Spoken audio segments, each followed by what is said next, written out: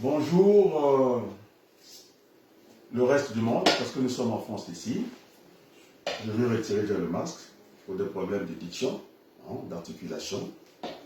Je vais maintenir ce qu'on appelle la distanciation sociale au moins de 3 mètres, pour ne pas avoir ce potillon arrivé vers moi. De toute façon, il a le masque et nous avons le gel hydroalcoolique. Donc nous respectons les règles sanitaires de ce pays, la France. Donc c'est une plaque de charge, c'est redoutable pour des jeunes qui sont dans la conduite de chariot, c'est la partie mathématique qui peut faire très mal. Et donc j'ai pensé filmer et puis faire partager ça correctement. Donc nous avons ici la capacité nominale du chariot. Après, nous avons son centre de gravité exprimé par la lettre D, 500 mm ici. Après nous avons la hauteur qui fait 3300 mm. J'aurais aimé que ce soit lu en mètres, parce que tout de suite ça flash, quand on dit 1 mètre, on est à peu près là 2 mètres. Enfin, il y a des conversions. C'est pas moi, si c'était moi à la place, j'aurais pu exprimer 100 mètres, ça aurait été plus facile pour tout le monde.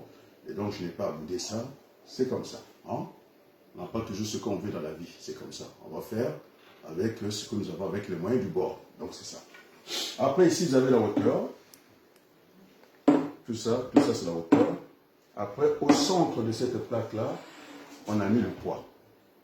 Donc, nous avons 3 variables à chercher. Ça peut être, on peut nous demander de chercher le centre de gravité, ou bien sa longueur, qui sera multiplié le centre de gravité par 2, ou soit on peut nous demander la hauteur, ou soit on peut nous demander le poids. Donc, c'est une équation à 3 variables. Mais on va nous donner au départ 2 variables, soit on donne le poids, et la hauteur, on nous demande de chercher le centre de gravité. Donc, il y a toujours une variable à aller chercher. Est-ce qu'on est d'accord? Et donc, ici, tu peux te rapprocher pour bien filmer. Ça, c'est la charge.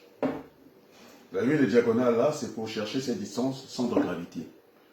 Mais ceux qui ont fait l'école de pose et chaussée, parce que là, c'est une fonction circulaire, si je mets un angle alpha ici, l'hypothalamus, c'est trop difficile pour les gens qui font du CAP ou bien au niveau le bac -1, c'est pas évident pour eux, et donc on va faciliter les choses. Simplement, en mathématiques, il y a plusieurs méthodes. On peut aller par les sinus, les cosinus de la fonction circulaire, ou on peut aller par la géométrie simple.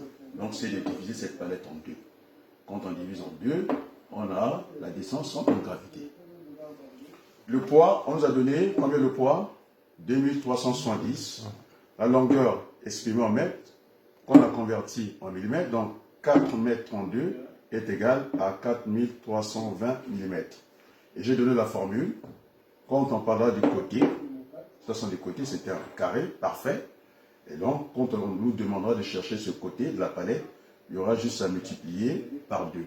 2 fois la distance centre-gravité qui est là. Maintenant, si on parle d'une autre palette, ce n'est pas, si ce n'est pas un carré parfait, c'est un rectangle, un peu comme ça. Et donc, ça sera la même chose. Nous aurons à multiplier la distance centre-gravité par 2. Est-ce que c'est clair? Donc, on va aller sur le graphique, sur la plaque de charge. Donc, on va chercher les 2370 kg au niveau de la plaque de charge. On l'a ici, on pointe. Après, la hauteur était donnée, 4320 mm.